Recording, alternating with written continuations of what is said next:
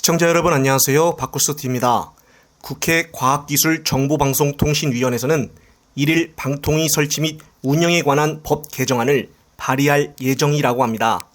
개정안에 따르면 방통위법 제13조에 따라 위원회 회의는 2인 이상 위원 요구가 있는 때에 소집을 하고 재적위원 과반수 찬성으로 의결한다는 조항을 재적위원 3인 이상의 출석으로 개의를 하고 출석위원 과반수의 찬성으로 의결한다로 변경하도록 한다는 것입니다. 민주당은 방통위가 안건을 의결하는 데 있어서 필요한 최소한의 출석 인원수도 정하고 있지 않다며 대통령이 지명한 2인의 출석만으로도 주요 안건의 의결이 가능하다는 문제가 있어서 바로잡을 필요가 있다고 제안 이유를 설명했습니다. 현재 헌법상 방통위는 위원장과 부위원장을 포함하여 총 5명으로 상임위원이 구성이 됩니다. 위원장과 상임위원 1명은 대통령이 지명을 하고 나머지 3명은 국회가 추천을 합니다.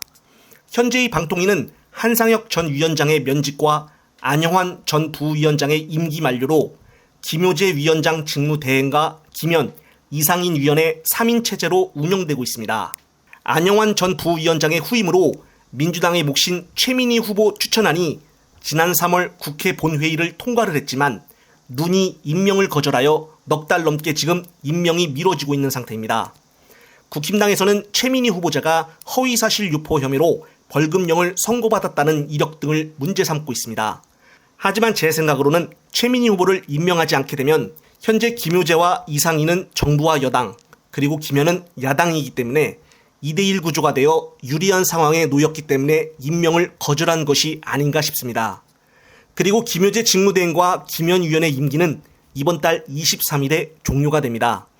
민주당이 이동관 후보자 지명을 반대하고 있는 상황이어서 국회 몫인 김효재 직무대행과 김현 위원 후임 추천도 여야 협의 과정에서 진통을 겪을 것으로 보입니다. 따라서 시간이 상당히 오래 걸릴 가능성이 있다는 말인데요. 이 경우에 룬이 청문회 통과 여부와 상관없이 이동관 후보자를 먼저 임명하게 된다면 현재 남아있는 이상인 위원과 이동관 임명자 2명이서 방통위를 운영할 것으로 보여집니다. 여야 합의체 기구인 방통위를 여권이 단독으로 운영할 가능성도 있다는 상황입니다. 따라서 이 같은 점을 지금 민주당이 고민을 안 할래야 안 할 수가 없는 상태인데요.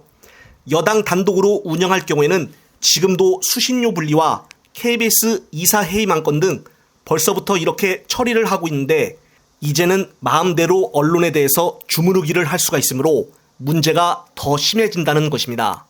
앞서 방통위는 한상혁 위원장 없이 김효재 직무대행 체제임에도 불구하고 수신료 분리 징수와 KBS 이사 해임 안건을 서둘러 처리를 했었습니다.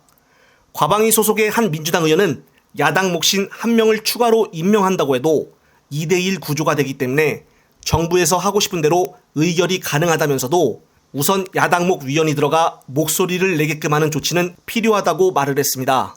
특히나 지금 이동관의 개인 가족 문제와 비리 의혹으로 민주당에서는 임명을 반대하고 있음에도 불구하고 개인적으로 문제가 없다며 통과시키려는 정부에 가만히 있을 수는 없다는 입장을 보이고 있습니다.